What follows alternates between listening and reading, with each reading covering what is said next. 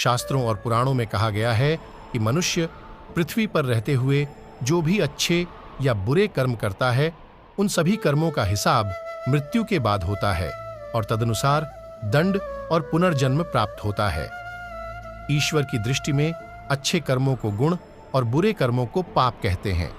पुराणों में अनेक अच्छे और बुरे कर्मों का उल्लेख मिलता है। गरुड़ पुराण और कठोपनिषद में यह भी कहा गया है कि मनुष्य को उसके पाप कर्मों के कारण मृत्यु के बाद विभिन्न प्रकार के पापों के लिए दंडित किया जाता है। गरुड़ पुराण में उल्लेख है कि पृथ्वी पर मनुष्य द्वारा किए गए सभी पापों को अलग अलग सजा दी जाती है। यमराज के न्याय में पाप के दंड से कोई नहीं बच सकता। काम पर एक व्यक्ति को ऐसी सजा दी जाती है। गरुड़ पुराण में कहा गया है कि जो लोग वेश्या के साथ संभोग करते हैं, उन्हें गर्म लोहे की छड़ से गले लगाया जाता है। जिस पुरुष का गोत्र स्त्री के साथ संबंध में होता है, उसे नरक की पीड़ा भोगने के बाद पशु के रूप में जन्म लेना पड़ता है।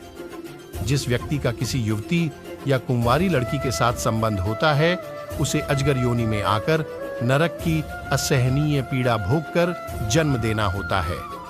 जो व्यक्ति कार्य भावना से प्रेरित होकर गुरु की पत्नी के सम्मान का हनन करता है, ऐसे व्यक्ति को वर्षों तक नरक की पीड़ा सहकर कचिंदा की योनि में जन्म लेना पड़ता है।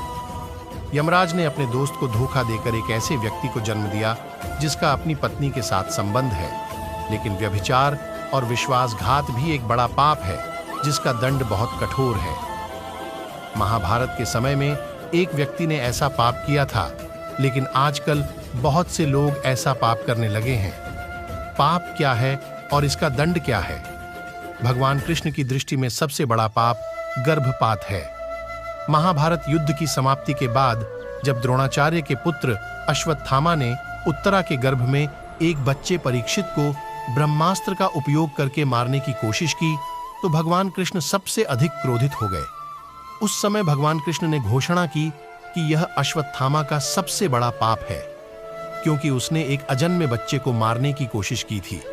इस पाप के लिए श्री कृष्ण ने स्वयं अश्वत्थामा को दंड दिया। भगवान कृष्ण ने अश्वत्थामा के सिर से चिंतामणि रत्न छीन लिया और शाप दिया, उसने जन्म देखा है लेकिन मृत्यु को कभी नहीं देखेगा। यानी जब तक ब्रह्मांड का अस्तित्व है, यह पृथ्वी पर रहेगा और पीड़ित रहेगा।